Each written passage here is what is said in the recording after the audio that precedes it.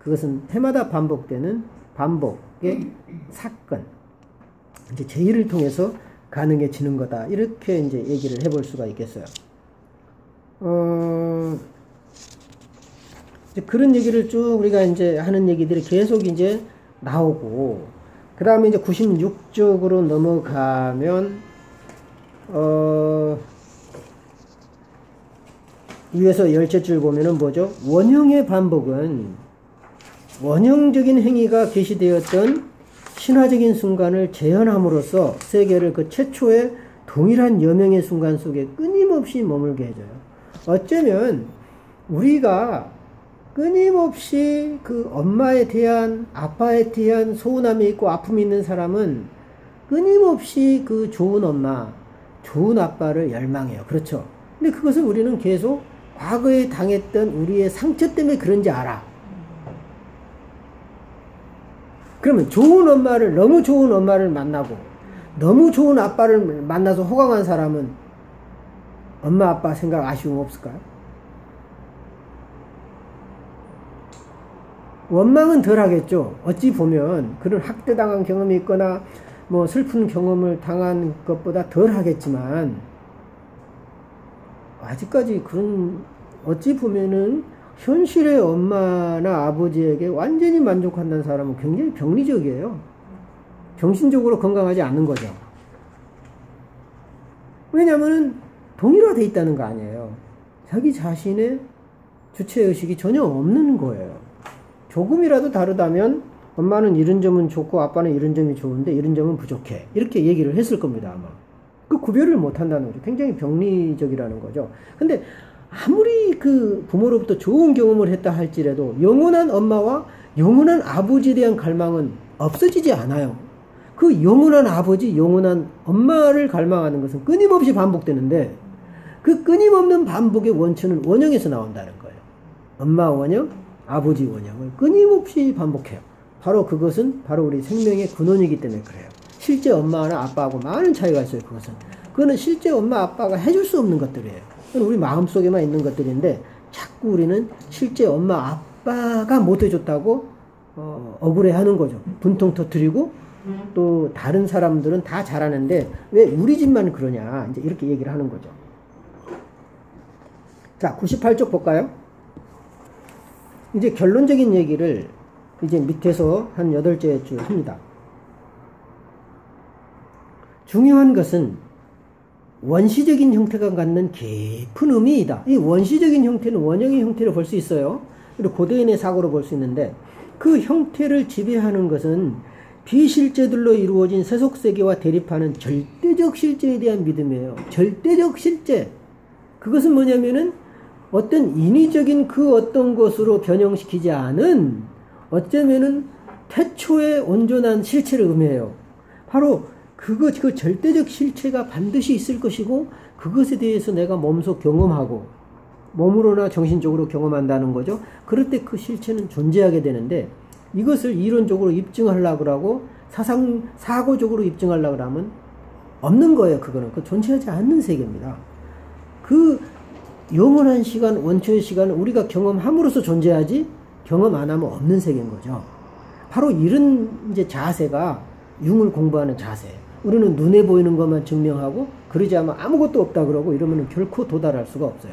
근데 이런 점들이 이제 프로이드 학파의 정신분석과 많은 차이가, 도저히 건널 수 없는 차이예요. 이것은 두 학파가 도저히 화해할 수 없는 그 차이가 돼버린단 말이죠. 프로이드 학파는 철저하게 경험에서 출발을 해요. 그리고 다시 그 경험으로 돌아가자. 어찌 보면은 그래야 회복이 된다고 보는데, 우리는 경험, 융심리학은 어쩌면은 경험으로 볼 수 없는 초월의 영역을 늘 봐요. 그리고 우리 당대에서 경험하지 못한 인류의 경험을 회고하는 거죠. 이런 점에 대해서 많은 차이가 있습니다. 세 번째, 이제 불행과 역사에서 고통에 대해서 이분은 얘기를 해요. 역사 속에서 불행을 겪고 고통을 겪어야만 되는데 그 고통은 일종의 희생제물이라는 거죠. 이제 그런 얘기를 하는 거예요. 그래서 그 맨 밑에 줄 보면은 99쪽 맨 밑에서 보면은 전통적인 문화 속의 인간에게 산다는 것은 과연 무엇인가? 무엇보다도 그것은 초인간적인 모델에 따라 사는 거고 원형들과 일치되게 사는 거예요. 초인간적인 모델이 영웅이거든요. 그래서 영웅신화 아시죠? 그래서 영웅신화가 탄생하는 거죠.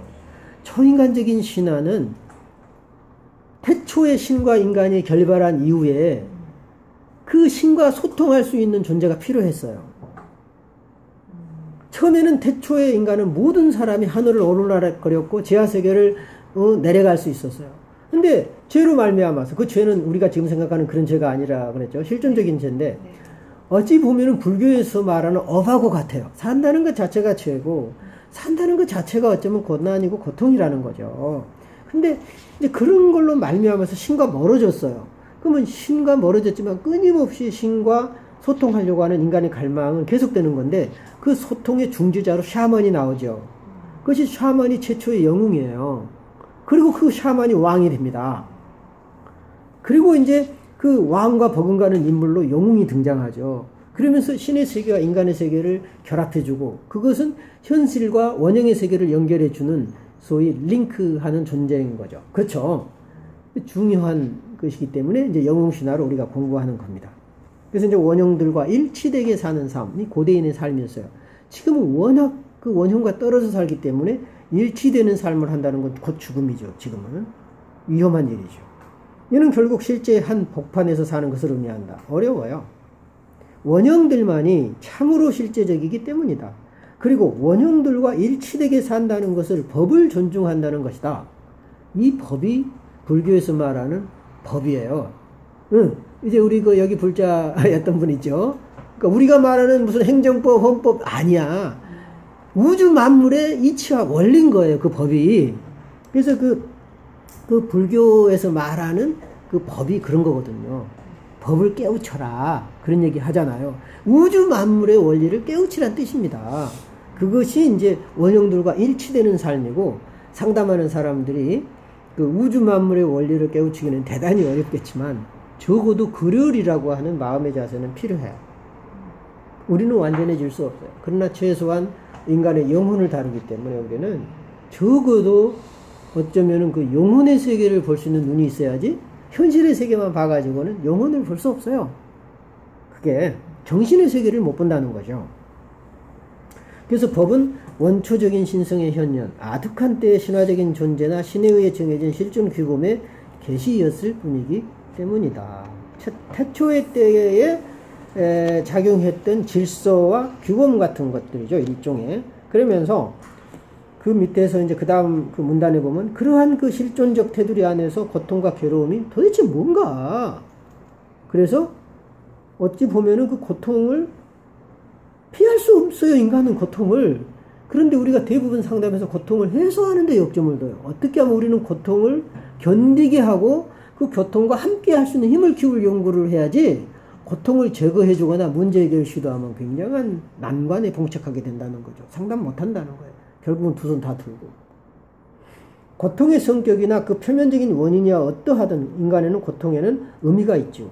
항상 원형과 부합하지는 않더라도 인간의 고통은 의심할 수 없는 가치를 지닌 어떤 질서와 부합하는 거다. 다시 말하면 고통은 주어진 거다. 운명적인 거고 주어진 거예요. 이것을 현대말로 말하면 스트레스로 이제 말할 수 있겠지만 굉장히 가벼운 용어죠. 스트레스와 자극, 긴장, 갈등 이런 것은 너무 심리학적이고 가벼운 얘기예요. 사실. 뭐 고통은 주어지는 거예요. 고통은 주어져요. 이때 고통은 영어로 말하면 suffering이에요. 페인이 아니에요. 페인이. 물론 페인도 주어지지만은 페인은 병리적인 약간 의미가 있어요. 그런데 suffering이라고 하는 것은 굉장히 실존적이에요. 실존적인 고난, 주로 고난으로 많이 번역을 하죠. 그래서 이제 그 103쪽의 두 번째 문단에 보면은 그 카르마가 있죠, 인도인이. 이 카르마, 이게 업이죠, 불교 용어의 업. 그래서 카르마는 개인이 겪는 현재의 사건들과 고통을 해명해 주면서 동시에 윤회의 필요성도 설명해 줍니다. 그러면서 카르마는 단지 고통과 고난보다는 긍정적인 의미도 있는데 현재의 삶에서 겪는 고통은 마땅한 거지만 이 고통이 없으면 우리 인간은 아무런 삶의 의미를 못 느껴요. 묘하죠. 우리는 행복하면 삶의 의미를 느낄 것 같잖아요. 그런데 행복하면 자살률이 엄청 올라가 버려. 응? 그리고 지금 생각하면 참 불행하다고 생각한 그 못 사는 나라가 행복지수는 제일 높아. 자살률이 거의 없어. 고통을 인간이 살아가는데 당연한 통과 의례로 당연한 요소, 필수적인 요소로 보는 거죠. 그래서 이제 105페이지 보면은 그 바벨론의 신화 보면 탐무즈 신화가 있잖아요. 두무지, 탐무즈, 두무지라고도 하는데 탐무즈라고도 합니다. 중간에 고통과 죽음, 부활에 관한 신화고, 이것은 이제 바알 신화와 오시리스 신화하고 비슷합니다. 이제 지옥에서 이제 떨어져서 지하세계로 떨어져 죽는데 이제 아내가 구출해 주고 새로운 세계로 이제 부활하는, 이제 이런 것은 지하세계로 하강한다라고 하는 것은 고통을 의미해요. 그리고 이제 천상의 세계로 하는 것은 상승을 의미하죠. 그렇죠. 그리고 그 중간에 이 지구와 땅이 있습니다. 우주를 한 축으로 말하면은 하나의 3계로 이루어졌다고 그러잖아요. 3계, 천상계, 그 다음에 지상계, 지하계. 그럴 때 천상계는 우리의 정신과 마음이 업된 상태, 고양된 상태고, 지하세계로 내려가는 것은 슬픔과 고독과 아픔이 있는 상태고, 어떤 평상심에 있는 상태가 이 지상의 세계인데, 이것은 늘 함께해야 되는 삼위일체의 개념이지, 어떤 천상이 있어서도 안 되고 지상의 세계도 있어서도 안 돼요. 그것이 이제 페르세폰의 신화죠. 데미테르의 딸이 페르세폰의 이제 하데스한테 붙여서 지하세계로 내려가잖아요. 지상으로 올라왔지만 지상에 3분의 2 있고 지하에서 3분의 1을 견뎌야 돼요. 다시 말하면 이제 어떤 이제 이야기에서는 4분의 3이 지상에 있고 4분의 1이 지하에 있다고 그러는데, 최소한 4분의 1이나 3분의 1은 고통을 당하고 암흑 속에서 살아야 돼요. 자, 여러분 어떻습니까? 여러분의 삶이 대충 그러지 않나요? 자, 1년 내 2달 봐. 365일에 100일 동안 암흑세계에 있으면 그거는 괜찮은 거야. 재밌잖아요. 365일 동안 한 100일 정도를 여러분들이 고통과 암흑 속에 있어 봐. 지옥 속에 있어 봐. 당연한 거야. 그리고 고대인 같으면 이것을 아주 당연하게 여겼어. 이것이 이제 지하세계 지옥 하강 신화가 전부 그런 걸 보여줘요. 놀라운 깨달음이에요. 이것이 정말 우리가 상담 현장에서 이것이 몸으로 느껴진다면 놀라운 변화가 일어납니다. 정말 뒤집어지는 변화가 일어나요. 응?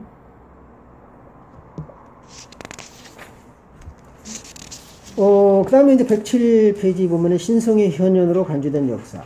우리의 역사라고 하는 거, 그리고 우리가 담당하고 있는 이 볼펜 하나, 행동 하나가 원초적 인간 내지는 원초적인 신으로부터 부여받은 원형에서 나온다라고 하는 역사 속의 사건 모두 하나가 원초적인 사건과 연계되어 있다라는 얘기를 쭉 여기서 하고 있어요. 지금 이 장에서는 이제 엘리야드가 그 얘기를 초반부에 괜히 많이 했죠. 그렇죠?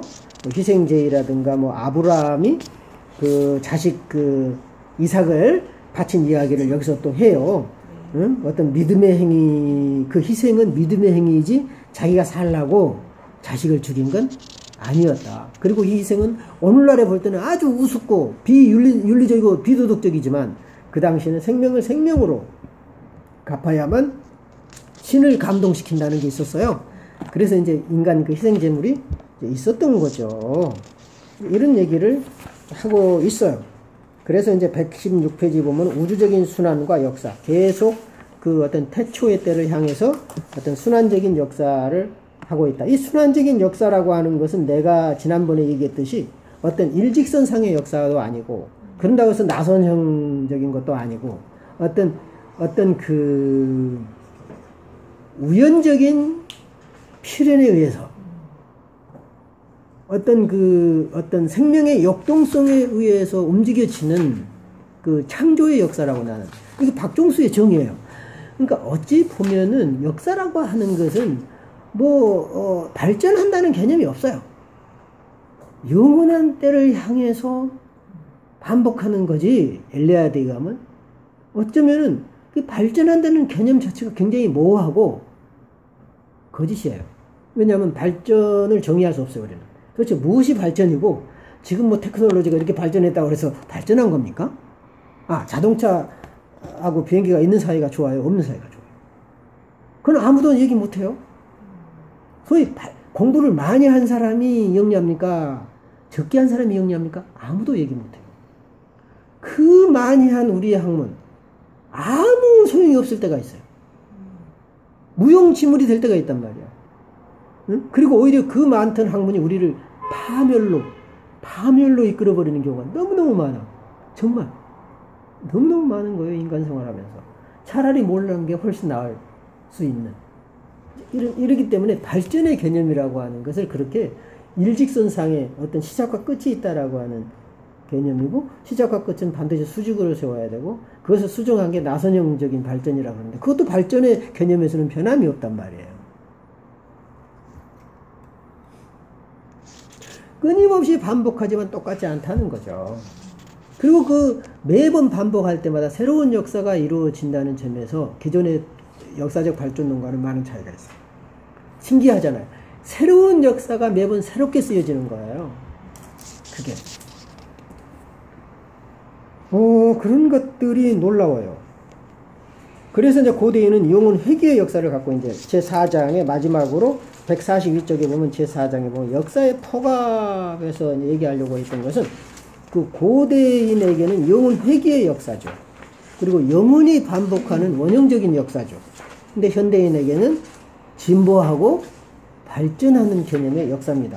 그래서 이 둘은 굉장히 대립적인 관계에 있고, 약간 긍정적이고 우리가 눈여겨봐야 될 것은 진보하고 발전하는 현재의 역사관 속에 원형이 숨어있고, 그 원형은 어떤 식으로든 자기를 드러낸다는 거죠. 그래서 우리는 그것을 찾아내는 과제가 이제 우리한테 있다. 이제 원형적인 그 뿌리를 찾아내는 과제가 우리한테 있는 거죠. 겉으로 볼 때는 전혀 안 보이지만 이제 그런 것들을 이제 찾아내는 과제가 우리한테 있습니다. 마지막 162쪽. 이제 밑에서 넷째 줄 보면은, 그런 관점에서 보면 기독교라고 하는 종교는 명백히 전락한 인간의 종교다.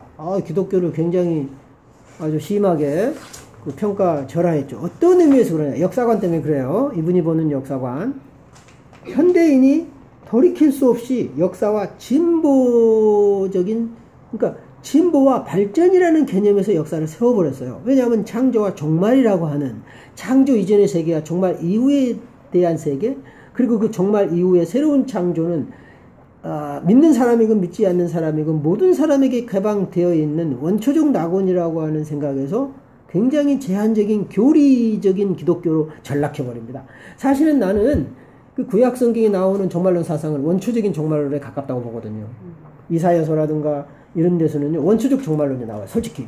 그런데 이사야서 다음에 이제 이렇게, 이제 후서, 이제 몇백 년의 후대에 보면은 어떤 제한된 인원만의 이제 구원론이 나오는데, 적어도 이스라엘 사람들이 바벨론에서 포로로 살았던 그 시대까지만 해도 그 종말론은 아주 원초적인 특별히 남은 자 사상이 있는데, 누가 죽지 않고 남느냐? 규정이 없어요. 의로운 사람만 남는다는 것은 굉장히 후대에 나오지, 남은 자가 무조건 살아남는 거지. 그리고 그 남은 자는 어쩌면은 신의 뜻에게 달린 거지, 잘 믿고 잘 섬긴다라고 하는 것은 후대 생각이라는 거죠. 당연히 잘 섬기는 사람이 구원받을 거 아니냐라고 우리들은 생각을 하죠. 기독교인들은. 그렇지 않다는 거예요. 그것은 신의 의지에 달려있고 신의 주권이지, 우리가 누구는 구원받고 누구는 구원받지 않는다는 생각을 인간의 생각으로 자를 수 없다는 거죠. 그런 생각이 적어도 제2 이사야, 그러니까 이제 포로기에 활동했던 예언자 사상에는 분명히 드러나거든요. 그러다가 나중에 이제 묵시록, 다니엘서라든가 이런 데 이제 가면은 이제 어떤 제2 이제 어떤 이제 외경이라든가 이런 데 보면은 굉장히 제한된 사람들만 구원받는다라는 사상이 아주 후대에 나오죠. 그런 점에 있어서 후대로 갈수록 기독교는 제도화된, 소위 교리화된 종교로 어쩌면은 전락해버린 거고, 바로 그것이 어떤 창조와 종말이라고 하는 도식 속에 가두고 역사를 발전론적으로 봤다는 것을 이 엘리아데는 심하게 비판하고 있는 겁니다. 어쩌면 인류의 모든 소망을 앗아가버리는, 마치 기독교인만 구원받는 그런 식으로 제한되게 역사를 봤다는 점에 대해서 반대하는 거예요. 이런 측면에서. 그래서 어찌 보면은 역사와 진보 모두 원형들과 반복의 낙원에 대한 결정적인 포기를 내포하는 일종의 전락. 그러니까 어쩌면은 그 원형들과 반복의 낙원을 포기하게끔 만들어버리는 거예요. 그래서 낙원 이후 시대를 얘기하지 낙원 이전 시대 얘기 안 해요. 그리고 우리는 나서부터 원죄를 안고 태어난다고 심지어는 가르쳐요. 이것이 이제 어떤 기독교의 교리가 만든 후퇴된 역사관이다라고 내가 얘기한 게 아니고 엘리야대가 얘기를 했다. 그 말입니다. 오늘은 여기까지 할까요? 네. 감사합니다.